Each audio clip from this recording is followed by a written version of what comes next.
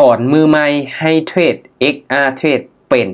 แบบเริ่มต้นแบบจับมือเฮ็ดเบิ่งคลิปนี้เลยสำหรับไผที่หากทำการสมัครเปิดบัญชี XR เทรดแล้วเนาะยังบ่ฮู้เลยเนาะว่าหน้าแรกของกระดานเทรดเนาะมันมีฟังก์ชันนี้อย่างต่างๆเนาะเรื่องเครื่องมืออย่างต่างๆเนาะมาทำความเข้าใจทุกคนเนาะสำหรับคลิปนี้ทุกคนเนาะให้ทุกคนมาเบิ่งทางขวามือก่อนเนาะทางขวามืออันนี้เป็นกระดิ่งแจ้งเตือนนี่เลยน่าจะฮู้แล้วเนาะว่ามันแม่นหยังและนี้เราก็เป็นการตั้งค่าเนาะเป็นการตั้งค่าก็มีบอร์ดให้เปลี่ยนภาษาบ่เนาะเราสามารถเลือกภาษาได้เนาะก็จะเอาภาษาไทยเนาะตัวนี้หมายบวกอันนี้เด้อทุกคนเด้อเนาะเบิร์ดนี่เป็นบอนที่ว่าเฮาปรับเงินเนาะปรับเงินและการออกออเดอร์เนาะเริ่มต้นได้แม่น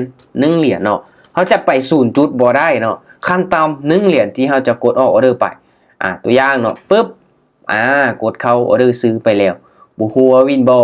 แต่ตัวนี้เป็นบัญชีทดลองเด้อทุกคนเด้ออันนี้คือบัญชีทดลองเนาะบัญชีทดลองเป็นเงินเดโมเนาะเงินทดลองตัวนี้เนาะ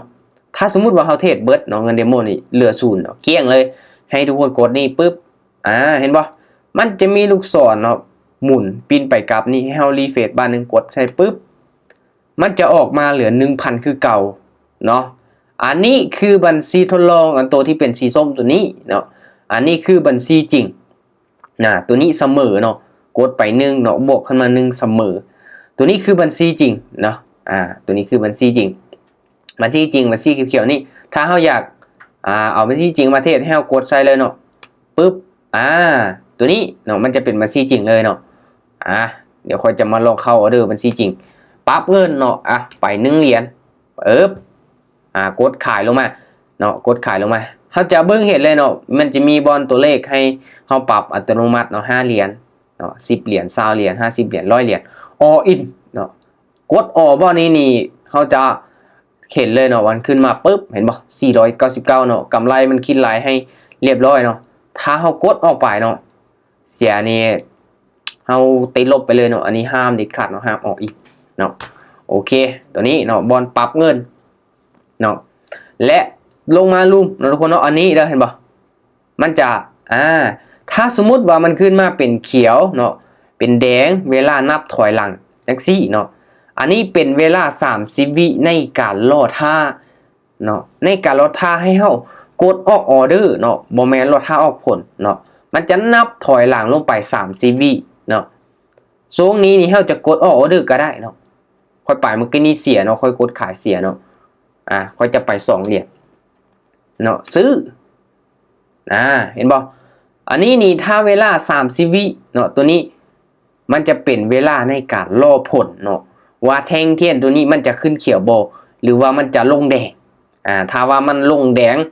เฮาขาดทุนถ้ามันขึ้นไปเขียวเฮามีกำไรเนาะเอาแหละคลิปเทรดมาละสิเทรดเสียเงินนี่บ่เอาได้รู้เนาะมาตอนนี้ก็ลงมาแดงแล้วเห็นป่ะมันจะนับถอยหลังไปเรื่อยๆเนาะอันนี้คือ30วิโอเค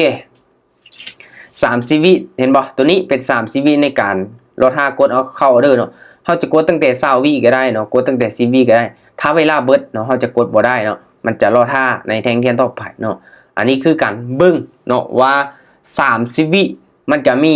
2ฝั่งเนาะก็คือรอผลกับรอเข้าออเดอร์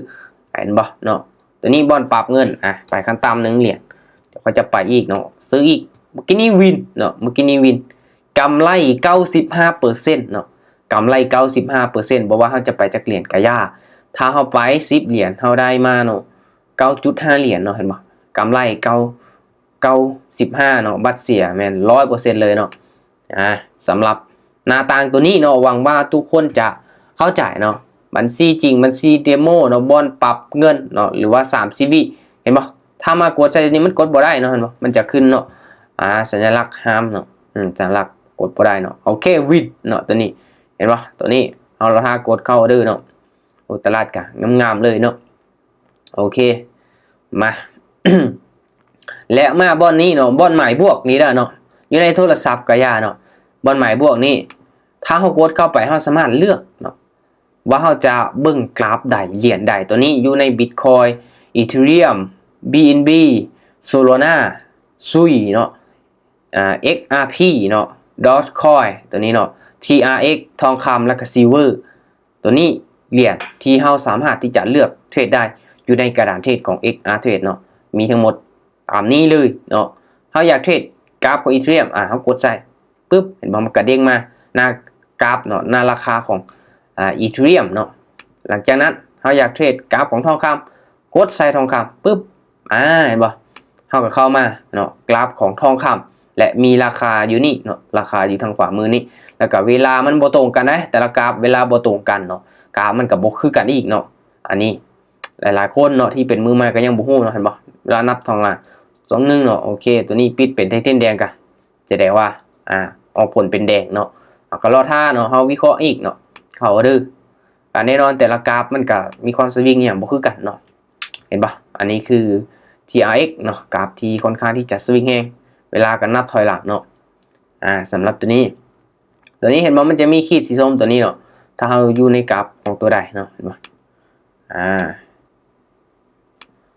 โอเคมาดอทคอยรู้สึกว่างาม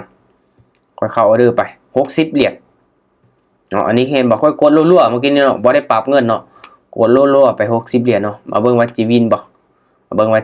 เข้าตามเทคนิคเนาะเข้าตามเทคนิควินนี่กำไรเลยได้เนาะ60เหรียญเพราะว่าต้นทุนก็500เหรียญเนาะเอาออกมาตัวนี้เนาะแล้วก็สำหรับตัวนี้ก็เป็นอินดิเคเตอร์เนาะที่ค่อยเพิ่มออกมาเนาะเห็นบ่ตัวนี้อินดิเคเตอร์เนาะเราอยากใส่อินดิเคเตอร์ตัวใด MACD บ่ Net Volume บ่เนาะเอาเพิ่มออกมาใส่3 2 1ปึ๊บโอเควินตั้งดีงามเลยเนาะจะรอท่าเนาะถ้าว่าเข้าตามเทคนิคจังซี่จังไดก็วินเนาะกำไรงามๆเลย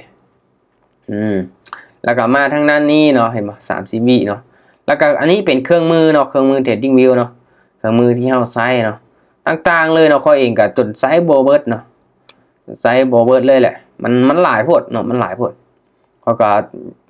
บ่ได้ใช้อย่างทุกอันดอกเนาะเครื่องมือ Trading View เนาะโอเคอันนี้คือประวัติการเข้าออเดอร์ของเฮาเนาะและมาฮอดตัวนี้เนาะอันนี้ก็เป็นแบดเนาะหรือว่าซื้อของ XR Trade เนาะที่เปลี่ยนมาจาก BX Trade เนาะตัวนี้ซื้อขายเห็นบ่เอากดบอลซื้อขายนี่มันจะเห็นแต่หน้ากราฟเนาะและบอลซื้อขายตัวนี้เนาะก็คือประวัติที่เฮาออกไปข้างๆเนาะแล้วก็เบิ่งประวัติคือกำไรเนาะกำไรของเฮาในมื้อนี้เห็นบ่มื้อนี้7มื้อปรับปรุงแต่งอย่างต่างๆเนาะแล้วก็บอลซื้อขายบอลตลาดเนาะตลาดนี่จะเป็นเนาะเหรียญคริปโตที่ว่าเราจะซื้อสะสมก็ได้เนาะแต่ว่าเราต้องยืนยันตัวตนก่อนเนาะนี่เป็นราคาของ Bitcoin Ethereum เนาะหลายเหรียญหลายๆคริปโตเนาะอยู่นี่โอเคนี่ก็บอลกระเป๋าเนาะบอลพันธมิตรหรือว่า VP Member บอลโปรไฟล์แล้วก็บอลกองของขวัญเนาะเช็คอินครบ7มื้อจะได้เปิดเนาะโอเคคร่าวๆประมาณนี้เนาะแต่ว่าหลักๆก็อยากให้ทุกคนรู้ว่าอันนี้เนาะบัญชีทดลองเนาะนี่บัญชีจริงอันนี้คือบอลปรับเงินเนาะอันนี้คือเวลา30วิในการรอท่าเนาะรอท่าผลตัวนี้เนาะรอท่าผลถ้า30วิที่ตัวนี้เนาะขึ้นมาเป็นสีชัดเจนมันจะเป็น30วิในการรอท่าเข้าออเดอร์เนาะโอเคง่ายๆเนาะสำหรับคลิปนี้อันนี้คือหน้ากระดานเทรดแรกๆเนาะของ XR Trade เนาะเครื่องมืออย่างต่างๆเนาะในการทำความเข้าใจหรือว่าทุกคนอยากรู้ตัวใดตื้มเนาะยังบ่เข้าใจตัวใดเนาะลองคอมเมนต์มาได้ทุกคนเนาะยินดีให้คำแนะนำยินดีให้คำปรึกษาเนาะยินดีที่จะแชร์ความรู้แชร์ประสบการณ์เนาะทุกๆการลงทุนมีความเสี่ยงเนาะใครที่อยากเข้ามาเทรดอยากเข้ามาศึกษาเรียนรู้เนาะเกี่ยวกับการเทรดอยู่ในกระดานเทรดของ XR Trade นี่ต้องศึกษาเรียนรู้ให้ดีๆเนาะดีๆเลยแหละเนาะต้องมีความรู้เนาะจังเอาเงินมาลงทุนเนาะต้องนำเงินเย็นมาลงทุนเนาะอันนี้สิ่งสำคัญหลายเนาะโอเคสำหรับคลิปนี้บ๊ายบายทุกคนเนาะเจอกันใหม่คลิปต่อไปอย่าลืมกดไลค์กดแชร์กดติดตามในทุกคนเนาะเพื่อเป็นกำลังใจให้ค่อยเฮ็ดคลิปต่อไปเนาะโอเคเพื่อที่จะบ่พลาดคลิปความรู้ดีๆที่ค่อยจะเอามาแชร์เอามาแบ่งปันให้กับทุกคนเนาะโอเคบ๊ายบายเจอกันใหม่คลิปต่อไปเด้อ